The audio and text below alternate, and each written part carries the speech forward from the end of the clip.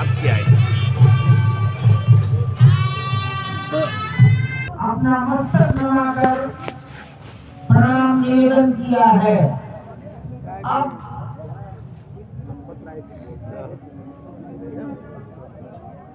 हम लोग आशीर्वाद करते हैं। क्या करे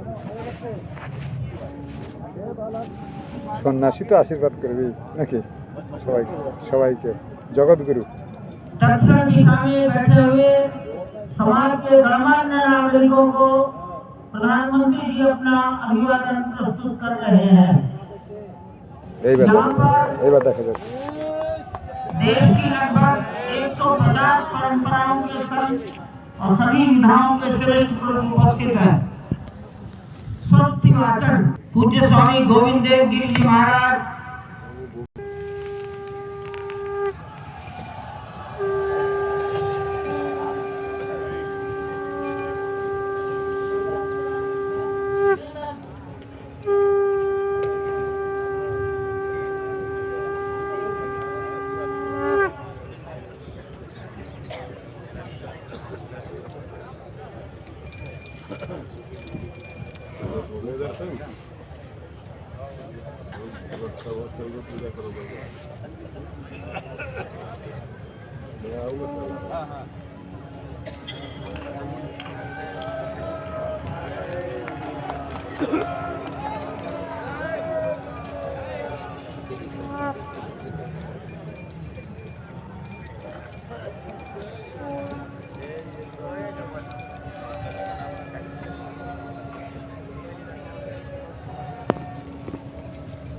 माननीय प्रधानमंत्री जी दिल्ली में राम जन्मभूमि के इस पावन प्रसंग पर एक डाक टिकट जारी कर चुके हैं।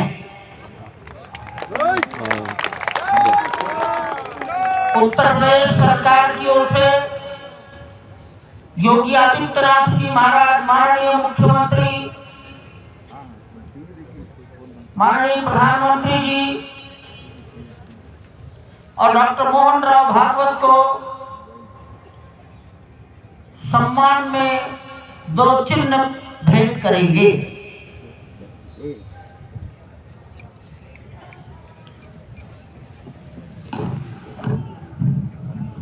ये राम जन्मभूमि मंदिर के चांदी के 2 बड़े मॉडल हैं।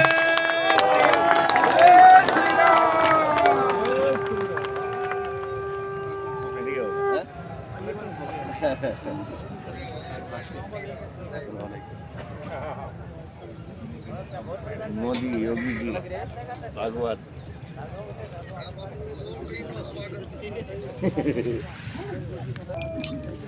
पूज्य गोविंद देव गिरि जी महाराज मंच पर आएंगे और माननीय प्रधानमंत्री जी ने के बारे में अपनी भावनाएं प्रकट करेंगे।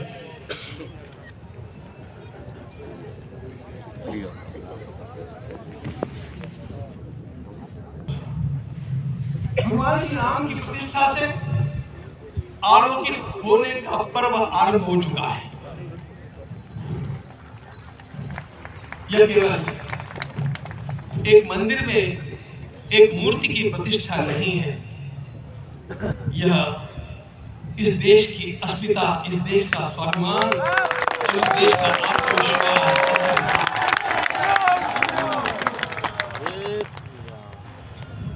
500 वर्षों की प्रतीक्षा के पश्चात यह संभव हो सका। इसके जो अनेक कारण हैं उनके ऊपर तो आलोक हमारे सारे सम्माननीय अभ्यागत डालेंगे ही। मैं केवल एक काम के लिए यहाँ पर खड़ा हूँ, छोटा सा काम। कारण तो अनेक होते हैं, लेकिन अनेक कारण मिलते मिलते आखिर वे एक विशिष्ट स्तर तक पहुंच जाते हैं और उस स्तर पर कोई महापुरुष लोगों को उपलब्ध होता है और उस विभूति के कारण युग परिवर्तित हो जाता है। इस प्रकार का परिवर्तन लाने के लिए अपने जीवन को साधना पड़ता है। और इस प्रकार जीवन साधने वाले हमारे इस देश की परंपरा के अनेक महान रत्नों में आज हम लोगों को समय की आवश्यकता, युग की आवश्यकता, सनातन के अंतःकरण की आवश्यकता के रूप में हमारे सम्माननीय प्रधानमंत्री जी प्राप्त हुए हैं।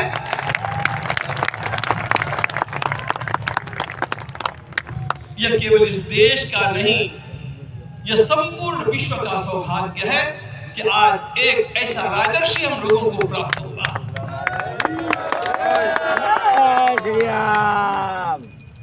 आपके मंगल हाथों से आज प्रतिष्ठा होने की बात थी, वह स्वाभाविक भी था, वो होना ही था मित्रों। लेकिन मुझे इस बात का आश्चर्य हुआ जब मुझे लगभग 20 दिन पूर्व समाचार मिले कि माननीय प्रधानमंत्री जी को इस प्रतिष्ठा के लिए स्वयं अपने लिए क्या क्या अनुष्ठान करके सिद्ध करना चाहिए स्वयं को, उसकी नियमावली आप लिख कर दे दीजिए।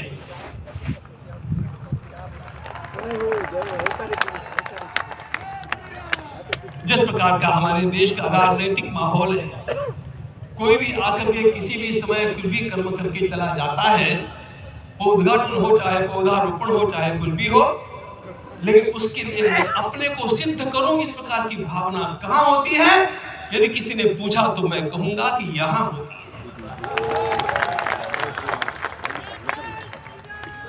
भगवान श्री राम की प्रतिष्ठा करनी है।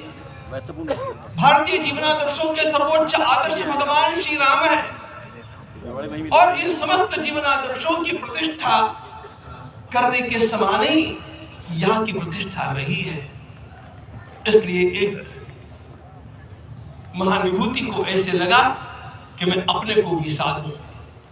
मैं कर्मणा मनसा वाचा, कर्म से, मन से और वाणी से अपने को उसके लिए शुद्ध बनाऊं, सिद्ध बनाऊं, और उसका मार्ग तप ही है। भगवद गीता ने कहा यज्ञ दान तप कर्म न त्याज्यम कार्य देवता, तप से ही विशेष परिशुद्धि होती है। आज मुझे आपको बतलाने समय अंतःकरण गदगद होने की अनुभूति हो रही है। मैंने तो कहा था, हम लोगों ने महापुरुषों से परामर्श करके लिखा था, आपको केवल 3 दिन का उपवास करना है। आपने 11 दिन का संपूर्ण पोषण किया। श्री राम। हमने 11 दिन एक भुक्त रहने के लिए कहा था, उन्होंने अन्न का ही त्याग कर दिया। महाभारत में कहा गया है अनशन ये सबसे बड़ा तप है, अनशन। और उसको उनके जीवन में साकार होते हुए मैंने केवल देखा नहीं, मैं थोड़ा तार्किक हूं। आपकी परम पूजनीय माता जी से मिलकर के मैंने उसको रिकन्फर्म भी किया था कि आपका ये अभ्यास 40 वर्षों का है। ऐसा तपस्वी कोई राष्ट्रीय नेता प्राप्त होना यह सामान्य बात नहीं है। विभिन्न दिनों में हमने कहा था कि आपको विदेश प्रवास नहीं करना चाहिए, क्योंकि सांसर्गिक दोष भी आते हैं। विदेश प्रवास टाल दिया सांसर्गिक देशों के इस दोषों की संभावना के कारण, लेकिन दिव्य देशों का प्रवास ऐसा किया। नासिक से आरंभ किया, गुरुवायूर गए, श्रीरंगम गए, रामेश्वरम गए। इन सारे स्थानों पर जाकर के वहां के परमाणुओं को लेकर के और पूरी भारत माता के हर कोनों में जाकर के मानो वे निमंत्रण दे रहे थे कि आइए दिव्य आत्माओं, अयोध्या पधारिए और हमारे राष्ट्र को महान बनाने के आशीर्वाद।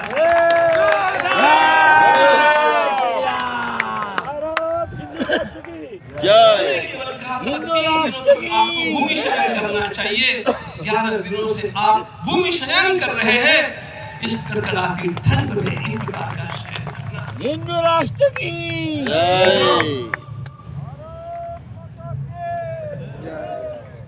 ब्रह्मा जी ने सृष्टि को निर्माण किया। उस समय उन्होंने एक शब्द को सुना था। भारत की संस्कृति का सबसे मूल शब्द है तप तप इति। हमारे पूज्य गुरुदेव के गुरुदेव परम गुरु कहा करते थे, कांची के परमाचार्य जी महाराज, तपश्चर। मैं जब भी उनसे मिलता था वे कहते थे तपश्चर, आज तप की कमी हो गई है। और उस तप को हमने साकार आप में देखा।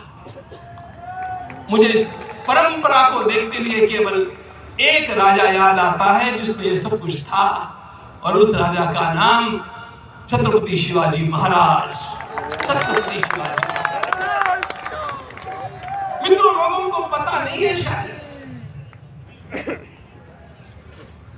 वे स्वयं जब मल्लिकार्जुन के दर्शन के लिए श्री शैलम के ऊपर गए, 3 दिन का उपवास किया, 3 दिन शिव मंदिर में रहे, और महाराज ने कहा कि मुझे राज्य नहीं करना है, मुझे संन्यास लेना है, मैं शिव जी की आराधना के लिए जन्मा हूं, मुझे संन्यास लेना है, मुझे वापस मत ले जाइए। इतिहास का वो बड़ा विलक्षण प्रसंग है। उस प्रसंग में उनके सारे ज्येष्ठ मंत्रियों ने उनको समझाया और लौटा करके लाया कि यह भी आपका कार्य भगवत सेवा ही है। आज हम लोगों को उसी प्रकार के एक महापुरुष ऐसे प्राप्त हुए हैं जिसको भगवती जगदम्बा ने स्वयं हिमालय से लौटा करके भेज दिया कि जाओ भारत माता की सेवा करो। तुम्हें भारत माता की सेवा करनी है। मैं अपने को कभी श्रद्धा रखने के बारे में भावुक नहीं पाता, लेकिन कुछ स्थान ऐसे होते हैं जहां पर आदर के साथ अपना मस्तक अपने आप झुक जाता है। ऐसा एक स्थान हम लोगों को उच्च पदस्थ राजर्षि ने जब दिखाया तो मुझे छत्रपति शिवाजी महाराज के गुरु समर्थ रामदास स्वामी महाराज की याद आ गई। उन्होंने शिवाजी का वर्णन किया, निश्चयाचा महामेरु, निश्चयाचा महामेरु, बहुत जनासी आधारू, अखंड स्थितिता निर्धारू, श्रीमंत योगी, श्रीमंत योगी, श्रीमंत योगी। हम लोगों को आज एक श्रीमंत योगी प्राप्त हुआ। आज मैं यहाँ पर केवल इसलिए खड़ा हूं कि इतने तपस्या के पश्चात इन सारे महात्माओं की अनुमति लेकर के और उनके आशीर्वाद लेकर के उनका यह तप पूर्ण करने के लिए, उसकी सांगता के लिए उनको चरणामृत दिया जा रहा है। आप सबकी सहमति हो तो आप सब लोग ओंकार का घोष करके मुझे सहमति दें।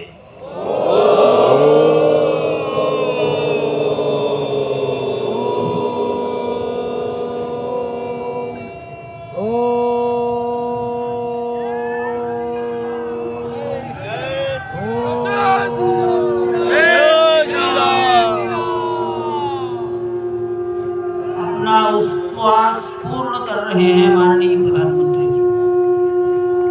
11 दिवसीय उपवास को पूर्ण कर रहे हैं। भारत माता के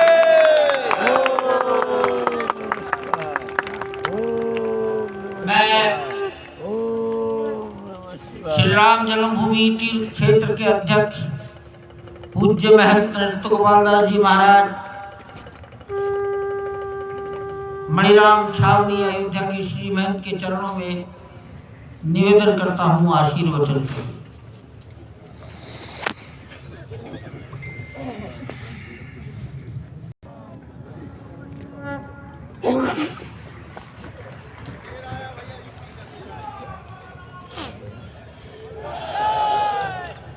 रामाय रामभद्राय रामचंद्राय वेदसे रघुनाथाय नाथाय सीताय पति नमः।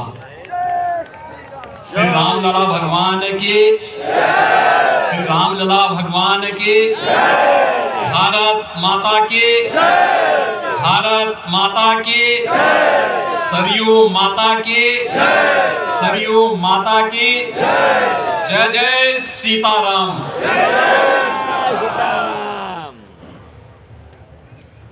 रामोत्सव के आज के इस कार्यक्रम के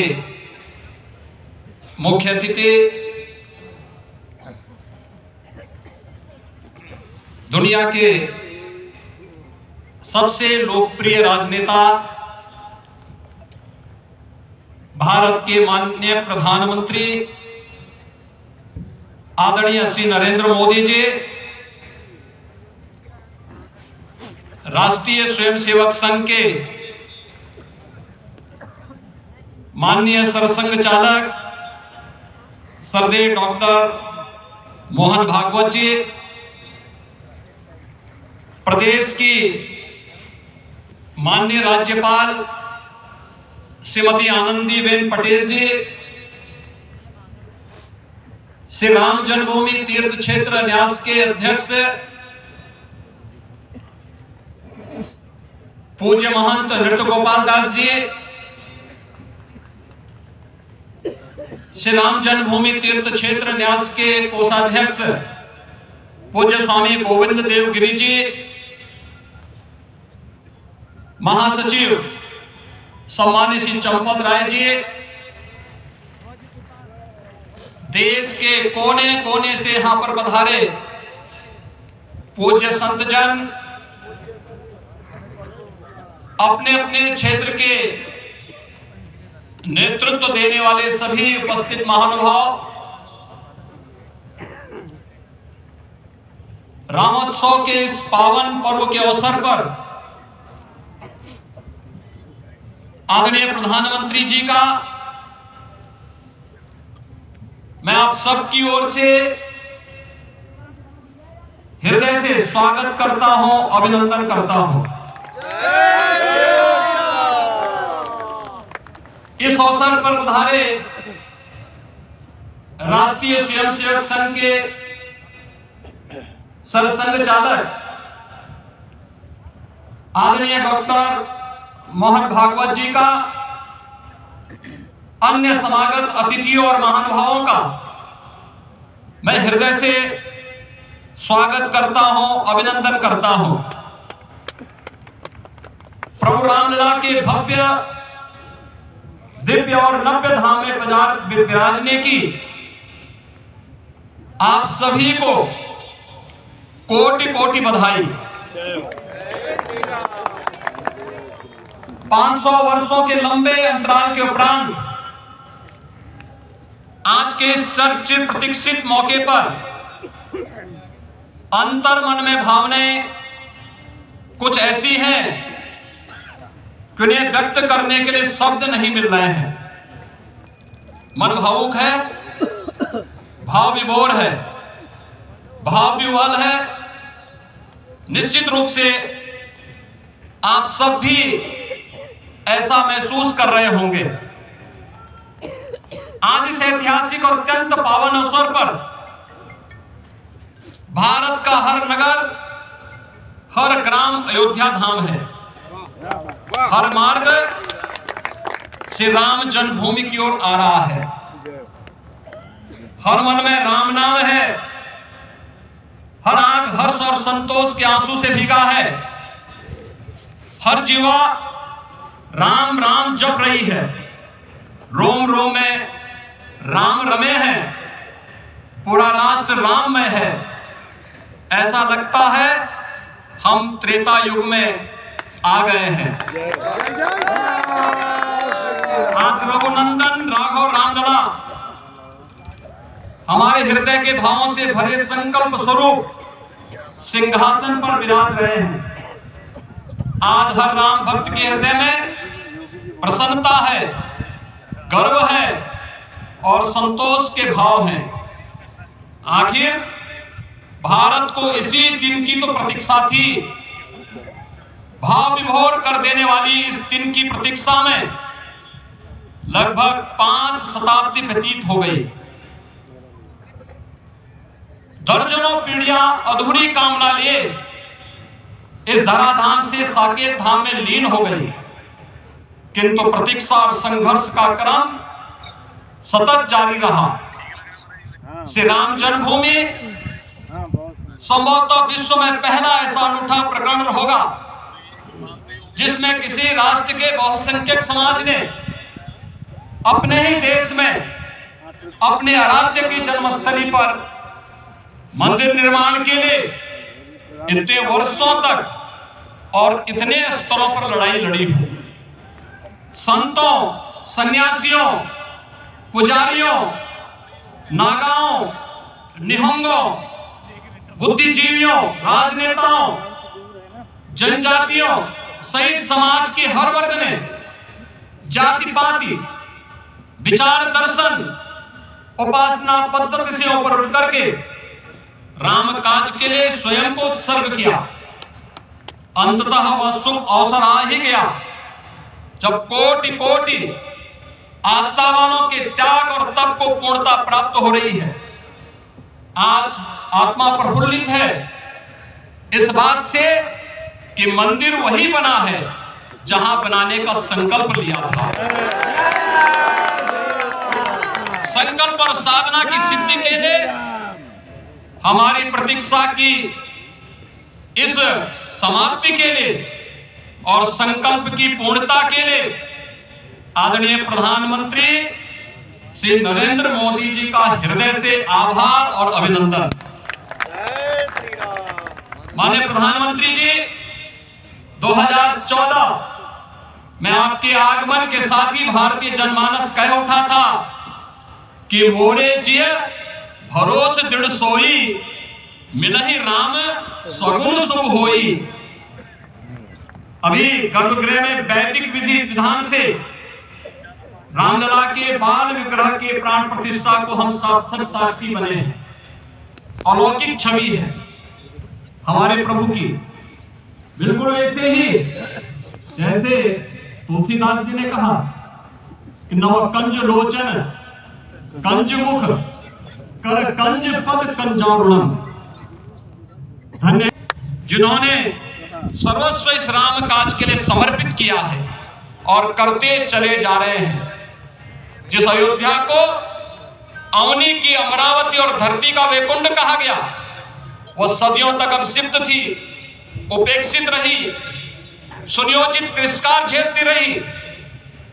अपनी ही भूमि पर सनातन आस्था पद्दलित होती रही, चोटिल होती रही, किंतु राम का जीवन हमें संयम की शिक्षा देता है और भारतीय समाज ने संयम बनाए रखा। लेकिन हर एक दिन के साथ ही हमारा संकल्प और भी दृढ़ होता गया और आज देखिए पूरी दुनिया अयोध्या के वैभव को निभा रही है।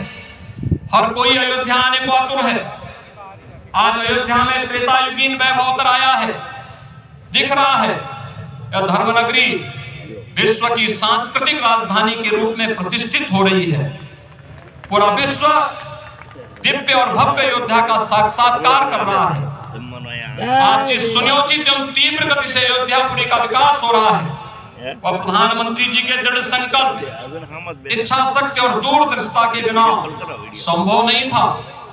कुछ वर्ष पहले कल्पना से परे था कि अयोध्या में एयरपोर्ट होगा, यहाँ के नगर के भीतर 4 लेन की सड़कें होंगी, सरयू जी में क्रूज चले। आधुनिक पैमाने के अनुसार सभी नगरीय सुविधाएं भी विकसित हो रही हैं। इस मोक्षदायिनी नगरी को आदरणीय प्रधानमंत्री जी की प्रेरणा से अब सोलर सिटी के रूप में भी विकसित किया जा रहा है। पूरी अयोध्या में विश्व के सनातन आस्थावानों, संतों, पर्यटकों, शोधार्थियों, जिज्ञासुओं के प्रमुख केंद्र के रूप में से बनाने की ओर से अग्रसर किया जा रहा है। यह एक नगर या तीर्थ भर का विकास नहीं है, यह उस विश्वास की विजय है जिसे सत्यमेव जयते के रूप में भारत के राज चिन्ह में अंगीकार किया गया है। यह लोक आस्था और जन विश्वास का विजय है, भारत के गौरव की पुनर्प्रतिष्ठा है। अयोध्या का दिव्य दीपोत्सव नए भारत की सांस्कृतिक पहचान बन रहा है और श्री रामलला की प्राण प्रतिष्ठा का समारोह भारत की सांस्कृतिक अंतरात्मा को समरस की एक अभिव्यक्ति सिद्ध कर रहा है। श्री राम जन्मभूमि मंदिर की स्थापना भारत के सांस्कृतिक पुनर्जागरण का आध्यात्मिक अनुष्ठान है। यह राष्ट्र मंदिर है। निसंदेह श्री रामलला विग्रह की प्राण प्रतिष्ठा राष्ट्रीय गौरव का एक ऐतिहासिक अवसर है। निश्चित रहिए, प्रभु राम की कृपा से अब कोई अयोध्या की परिक्रमा में बाधा नहीं बन पाएगा। अयोध्या की गलियों में अब गोलियों की गड़गड़ाहट नहीं होगी, कर्फ्यू नहीं लगेगा। यहाँ दीपोत्सव, रामोत्सव और यहाँ की गलियों में श्री राम नाम संकीर्तन से यहाँ की गलियां गुंजायमान होंगी, क्योंकि अवधपुरी का मैं रामलला का विराजना राम राज्य की स्थापना की उद्घोषणा भी है। राम राज्य सभी को बधाई देते हुए प्रभु के चरणों में एक बार पुनः नमन करते हुए पूरे प्रदेश और देशवासियों को आज के रामोत्सव के अवसर पर कोटि कोटि बधाई और अभिनंदन देते हुए अपनी वाणी को विराम देता हूं। जय जय सीताराम। जोगी जी स्वयंसेवक संघ के हमको इस प्रकार के व्यवहार को रखने का कब आचरण करना पड़ेगा। हमको भी सारे कलह को विदाई देनी पड़ेगी। छोटे छोटे परस्पर मत रहते हैं, छोटे छोटे विवाद रहते हैं, उसको लेकर लड़ाई करने की आदत छोड़ देनी पड़ेगी। आखिर है क्या ये बात बताई, वो सामान्य नागरिक कैसे थे? निर्दंभ प्रामाणिकता से आचरण करने वाले, केवल बातें करने वाले नहीं और बातें करके उसका अहंकार पालने वाले नहीं थे, काम करते थे, आचरण करते थे और अहंकार नहीं था। ऐसे वो थे और धर्मरत थे। यानी क्या थे? इस पर कठिन भाषा में प्रवचन बहुत लंबा हो सकता है, लेकिन थोड़े में धर्म के सियावर रामचंद्र की मोदी जी भाषण दिच्छन। श्रद्धेय मंच, सभी संत एवं ऋषिगण, यहाँ उपस्थित और विश्व के कोने कोने में हम सबसे साथ जुड़े हुए सभी राम भक्त, आप सबको प्रणाम, आप सबको राम राम।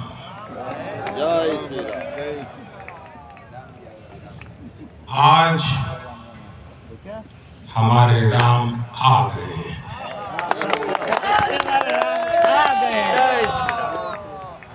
सदियों की प्रतीक्षा के बाद हमारे राम आ गए। सदियों का अभूतपूर्व धैर्य, अनगिनत बलिदान, त्याग और तपस्या के बाद हमारे प्रभु राम आ गए। इस शुभ घड़ी की आप सभी को, समस्त देशवासियों को बहुत बहुत बधाई। मैं अभी गर्भगृह में ईश्वरीय चेतना का साक्षी बनकर आपके सामने उपस्थित हुआ। कितना कुछ कहने को है, लेकिन कंठ अवरुद्ध है। मेरा शरीर अभी भी स्पंदित है, चित्त अभी भी उस पल में लीन है।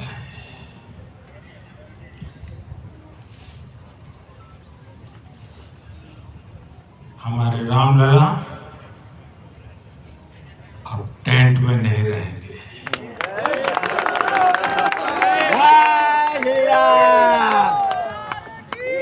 हमारे रामलला अभी दिव्य मंदिर में रहेंगे। मेरा पक्का विश्वास है, अपार श्रद्धा है कि जो घटित हुआ है इसकी अनुभूति देश के, विश्व के कोने कोने में राम भक्तों को हो रही होगी। ये क्षण अलौकिक, ये पल पवित्रतम है। ये माहौल ये वातावरण, ये ऊर्जा, ये घड़ी प्रभु श्री राम का हम सब पर आशीर्वाद है। 22 जनवरी 2024 का ये सूरज एक अद्भुत आभा लेकर आया है। 22 जनवरी 2024 ये कैलेंडर पर लिखी एक तारीख नहीं, ये एक नए काल चक्र का उद्गम है।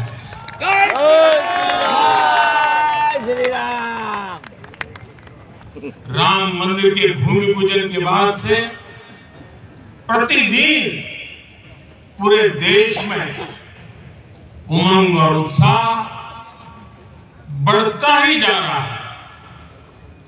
निर्माण कार्य देख देशवासियों में हर दिन एक नया विश्वास पैदा हो रहा है।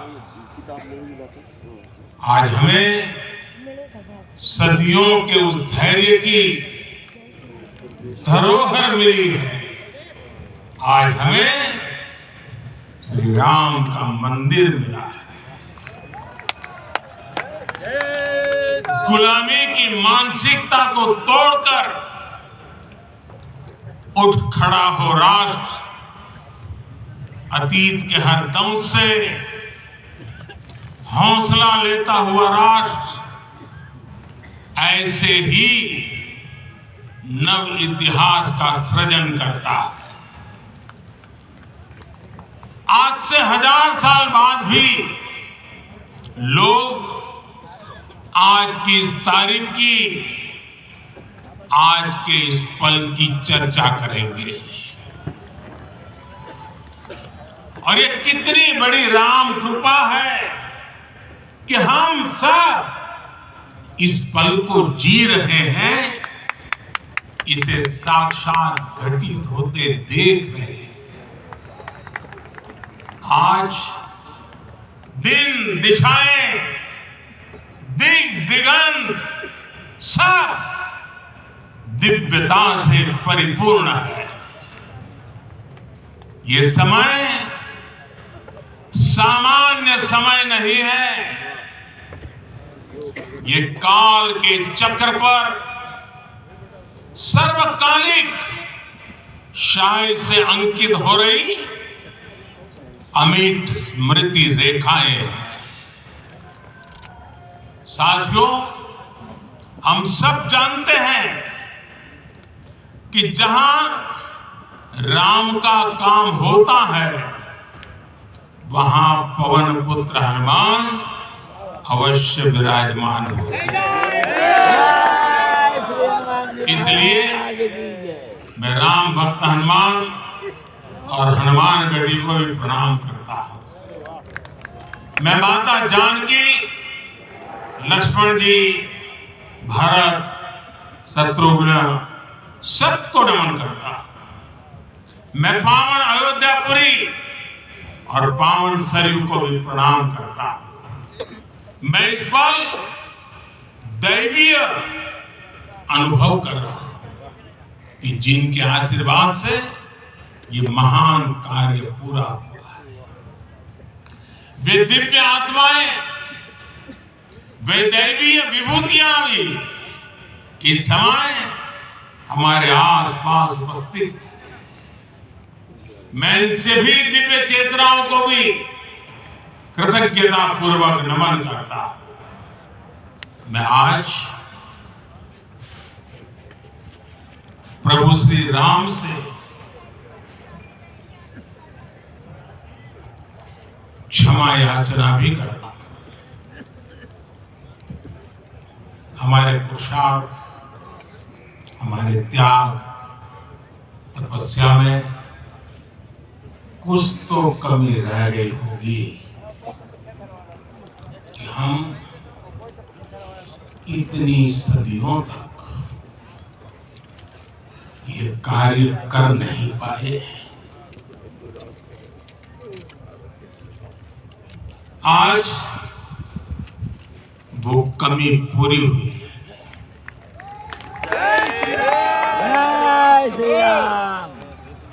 मुझे विश्वास है प्रभु राम आज हमें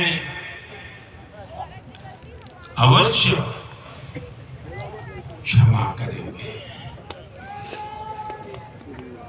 मेरे प्यारे देशवासियों, त्रेता में राम आगमन पर पूज्य संत तुलसीदास जी ने लिखा है, प्रभु बिलोक की हर से पुरबासे, जनित वियोग विपत्ति सबनासी।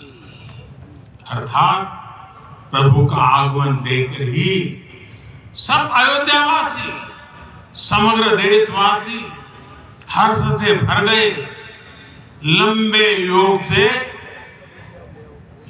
वियोग से जो आपत्ति आई थी उसका अंत हो गया। उस कालखंड में तो वो वियोग केवल 14 वर्षों का था, तब भी इतना असह्य था। इस युग में तो अयोध्या और देशवासियों ने सैकड़ों वर्षों का वियोग सहा है। हमारी कई कई पीढ़ियों ने वियोग सहा है। भारत के तो संविधान में उसकी पहली प्रति में भगवान राम विराजमान है। संविधान के अस्तित्व में आने के बाद भी दशकों तक प्रभु श्री राम के अस्तित्व को लेकर कानूनी लड़ाई चली। मैं आभार व्यक्त करूंगा भारत की न्यायपालिका का, जिसने न्याय की लाज रख ली।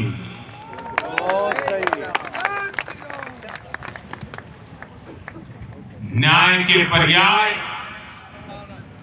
प्रभु राम का मंदिर भी न्यायबद्ध तरीके से ही बना।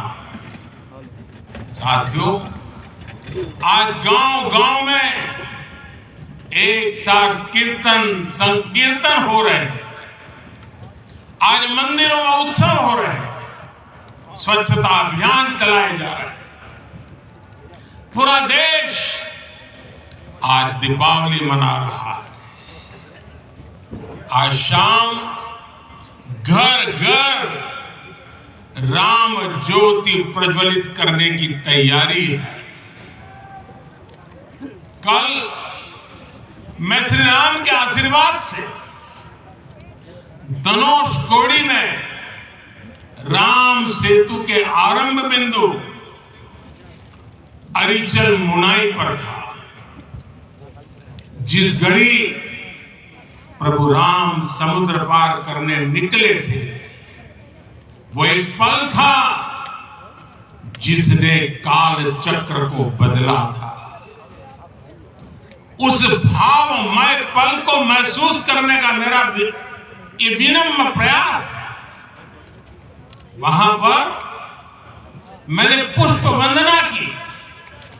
वहां मेरे भीतर एक विश्वास जगा कि जैसे उस समय काल चक्र बदला था, उसी तरह अब काल चक्र फिर बदलेगा और शुभ दिशा में बढ़ेगा। जय श्री राम। अपने 11 दिन के व्रत अनुष्ठान के दौरान मैंने उन स्थानों का चरण स्पर्श करने का प्रयास किया जहां प्रभु राम के चरण पड़े थे। चाहे वो नासिक का पंचवटी धाम हो, केरला का पवित्र त्रिपायर मंदिर हो, आंध्र प्रदेश में लेपाक्षी हो, श्रीरंगम में रंगनाथ स्वामी मंदिर हो, रामेश्वरम में श्री रामनाथ स्वामी मंदिर हो, या फिर धनुषकोडी। मेरा सौभाग्य है कि इसी पुनीत पवित्र भाव के साथ मुझे सागर से सरयू तक की यात्रा का अवसर मिला। सागर से सरयू तक हर जगह राम नाम का वही उत्सव भाव छाया हुआ है। प्रभु राम तो भारत की आत्मा के कण कण से जुड़े हुए हैं। राम भारतवासियों के अंतर मन में विराजे हुए हैं। हम भारत में कहीं भी किसी की अंतरात्मा को छुएंगे तो इस एकत्व की अनुभूति होगी और यही भाव सब जगह मिलेगा। इससे उत्कृष्ट, इससे अधिक देश को समायोजित करने वाला सूत्र और क्या हो सकता है। मेरे प्यारे देशवासियों, मुझे देश के कोने कोने में अलग अलग भाषाओं में रामायण सुनने का अवसर मिला है, लेकिन विशेषकर पिछले 11 दिनों में रामायण अलग अलग भाषा में अलग राज्यों से मुझे विशेष रूप से सुनने का मौका मिला। राम को परिभाषित करते हुए ऋषियों ने कहा है, रमन्ते यस्मिन् इति रामः, अर्थात जिसमें रम जाए वही राम है। राम लोक की स्मृतियों में, पर्वत से लेकर परंपराओं में सर्वत्र समाये हुए हैं। हर युग में लोगों ने राम को जिया है। हर युग में लोगों ने अपने अपने शब्दों में अपनी अपनी तरह से राम को अभिव्यक्त किया है और ये राम रस जीवन प्रवाह की तरह निरंतर बहता रहता है। प्राचीन काल से भारत के हर कोने के लोग राम रस का आचमन करते रहे। राम कथा असीम है और रामायण भी अनंत है। राम के आदर्श, राम के मूल्य, राम की शिक्षाएं सब जगह एक समान है। प्रिय देशवासियों, आज इस ऐतिहासिक समय में देश उन व्यक्तित्वों को भी याद कर रहा है जिनके कार्य और समर्पण की वजह से आज हम ये शुभ दिन देख रहे हैं। राम के इस काम में कितने ही लोगों ने त्याग और तपस्या की पराकाष्ठा करके दिखाई। उन अनगिनत राम भक्तों के, उन अनगिनत कार सेवकों के और उन अनगिनत संत महात्माओं के हम विवाद नहीं, राम समाधान है। राम सिर्फ हमारे नहीं है, राम तो सबके हैं। राम वर्तमान नहीं, सिर्फ वर्तमानी नहीं, राम अनंत काल है। साथियों, आज जिस तरह राम मंदिर प्राण प्रतिष्ठा के इस आयोजन से पूरा विश्व जुड़ा हुआ है, उसमें राम की सर्वव्यापकता के दर्शन हो रहे हैं। जैसा उत्सव भारत में है, वैसा ही अनेक देशों में है। आज अयोध्या का ये उत्सव रामायण की उन वैश्विक परंपराओं का भी उत्सव बना है। रामलला की ये प्रतिष्ठा वसुधैव कुटुंबकम के विचार की भी प्रतिष्ठा है। साथियों, आज अयोध्या में केवल श्री राम के विग्रह रूप की प्राण प्रतिष्ठा नहीं हुई है, ये श्री राम के रूप में साक्षात भारतीय संस्कृति के प्रति अटूट विश्वास की भी प्राण प्रतिष्ठा है। ये साक्षात मानवीय मूल्यों और सर्वोच्च आदर्शों की भी प्राण प्रतिष्ठा है। इन मूल्यों की, इन आदर्शों की आवश्यकता आज संपूर्ण विश्व को सर्वे भवन्तु सुखिनः ये संकल्प हम सदियों से दोहराते आए। आज उसी संकल्प को राम मंदिर के रूप में साक्षात आकार मिला।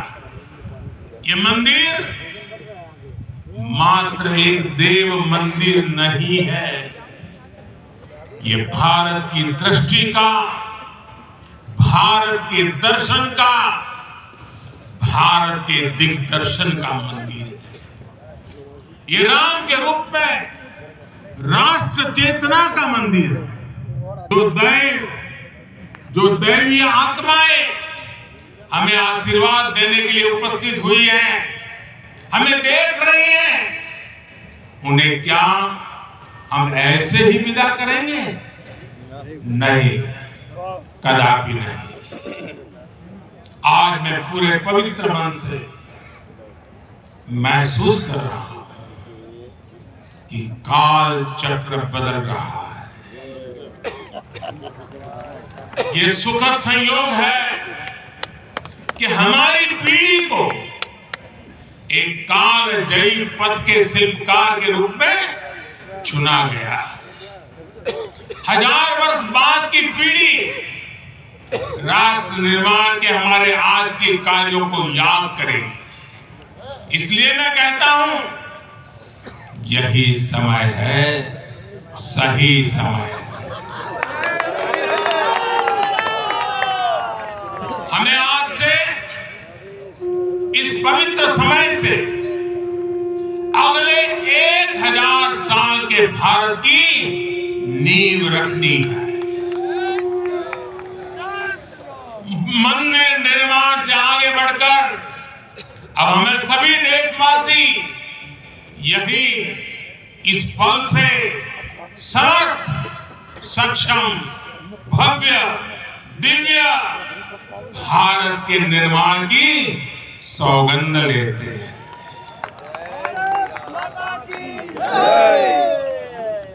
राम के विचार मानस के साथ ही जनमानस में भी हो, यही राष्ट्र निर्माण की सीढ़ी है। साथियों, आज के युग की मांग है कि हमें अपने अंतःकरण को विस्तार देना होगा। हमारी चेतना का विस्तार देव से देश तक, राम से राष्ट्र तक होना चाहिए। हनुमान जी की भक्ति, हनुमान जी की सेवा, हनुमान जी का समर्पण, ये ऐसे गुण हैं जिन्हें हमें बाहर नहीं खोजना पड़ता। प्रत्येक भारतीय में भक्ति, सेवा और समर्पण के भाव समर्थ, सक्षम, भव्य, दिव्य भारत का आधार बनेगा। और यही तो है देव से देश और राम से राष्ट्र की चेतना का विस्तार। दूर सुदूर जंगल में, कुटिया में जीवन गुजारने वाली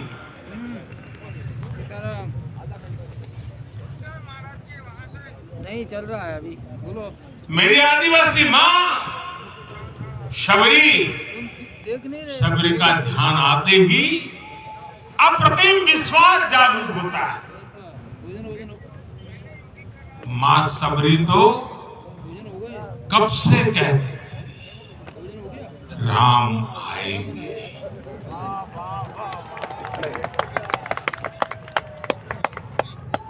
प्रत्येक भारतीय में जन्मा यही विश्वास समर्थ, सक्षम, भव्य भारत का आधार बनेगा।